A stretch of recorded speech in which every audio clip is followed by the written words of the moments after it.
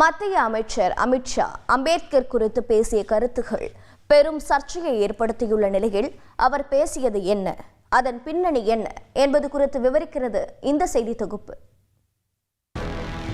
நாடாளுமன்றத்தின் இரு அவைகளிலும் புயலை கிளப்பியது மத்திய அமைச்சர் அமித் ஷாவின் பேச்சு. கடந்த 17ஆம் தேதி நாடாளுமன்றத்தில் அரசியலமைப்பு சட்டத்தின் விவாதத்தின் போது அம்பேத்கர் பெயரை பயன்படுத்துவது தற்பொழுது ஃபேஷன் ஆகிவிட்டது. அம்பேத்கர் அம்பேத்கர் அம்பேத்கர் இந்த அளவுக்கு கடவுளின் பெயரை பயன்படுத்தியிருந்தால் 7 பிறவிகளுக்கும் சொர்க்கத்தை அடையலாம் என பேசியிருந்தார். இந்த காணொலி வெளியாகி சர்ச்சையை கிளப்ப எதிர்க்கட்சிகள் கடும் எதிர்ப்பை பதிவு செய்தன.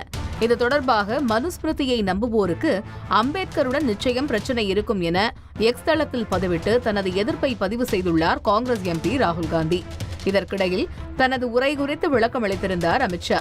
நாடாளுமன்றம் போன்ற நாட்டின் மிக உயர்ந்த ஜனநாயக மன்றத்தில் விவாதம் நடைபெறும் போது அது உண்மைகளை மட்டுமே அடிப்படையாக கொண்டிருக்க வேண்டும்.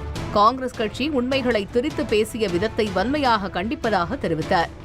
அத்துடன் இதற்கு முன்பு நரேந்திர மோடியின் கருத்துக்களை திரித்து கூறியதாகவும் எனது கருத்துக்களை AI பயன்படுத்தி திரித்ததாகவும் கடுமையாக சாடியிருந்தார். முற்றுப்பெறாமல் இவ்விவகாரம் போராட்டம் வரை வெடித்துள்ள சூழலில் நாடாளுமன்றத்தில் அமித் ஷாவுக்கு எதிராக குரல் எழுப்பி வருகின்றனர் எதிர்க்கட்சிகள்.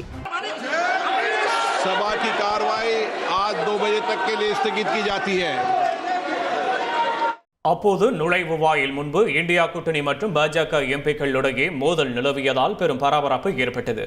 பாஜக எம்பி பிரதாப் சந்திர சாரங்கி கூறுகையில் ராகுல் காந்தி ஒரு எம்பியை தள்ளிவிட்டதாகவும் படிக்கட்டுக்கு அருகில் நின்று கொண்டிருந்த தன் மீது அந்த எம்பி விழுந்ததில் தான் காயமடைந்ததாகவும் குற்றச்சாட்டை முன்வைத்தார். அதேபோல நாடாளுமன்ற நுழைவாயில் வாயிலாகத்தான் செல்ல முயன்ற போது தன்னை தடுத்து நிறுத்தி பாஜக எம்பிக்கள் மிரட்டி தன்னை தள்ள முயன்றதாக ராகுல் காந்தியும் பரபரப்பு குற்றச்சாட்டை முன்வைத்துள்ளார்.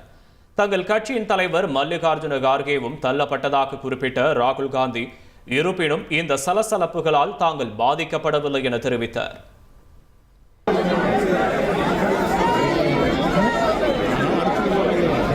राहुल गांधी एक एमपी को धक्का लगा, मेरे ऊपर गिर पड़ा और मैं नीचे गिर गया। किसने धक्का मारा? राहुल गांधी ने? हाँ, राहुल गांधी ने। राहुल गांधी ने धक्का मारा? राहुल गांधी। कौन सी जगह पे सर? सर किस जगह पे? सर किस जगह पे? किस जगह पे? सीढ़ी के ऊपर में मैं खड़ा हुआ था और राहुल गांधी ने आकर के एक एमपी को धक्का लगाया, वो मेरे ऊपर गिर पड़ा और मैं